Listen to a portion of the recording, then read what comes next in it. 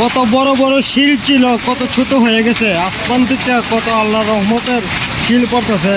এখনো আমরা এই দেখুন শিলগুলা গলে ছোট হয়ে গেছে।